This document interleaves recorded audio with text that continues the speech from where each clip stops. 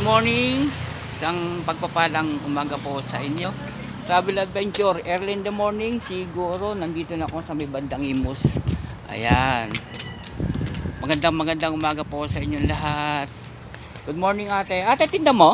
Opo. Ano yan? Puto sapin-sapin ko chinta. Magkakano yung ganyan? 5 piso po. Halika ate, pabili ako ha. Ay siya ate, kanina ko pa nakita naglalakad dun eh. Pero nakasmile siya, makita nyo ha.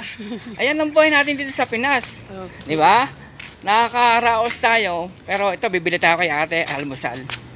Ate, pabili ako ha. Yan lang kaya.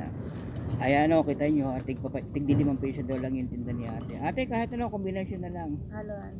Halo-halo. Ate, ilang anak mo? 3 po. 3? Opo.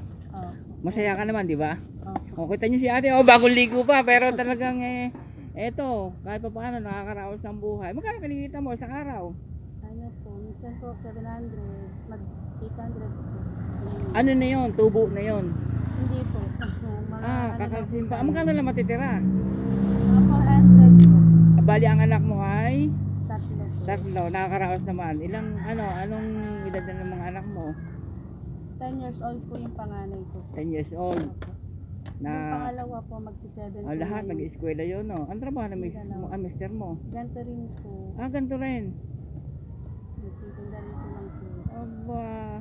Ayan, no, nakikita nyo, ang sipag ni ate. Araw-araw to. Araw-araw ka, ate. Opo. Aba, oh. Ilan taon ka na?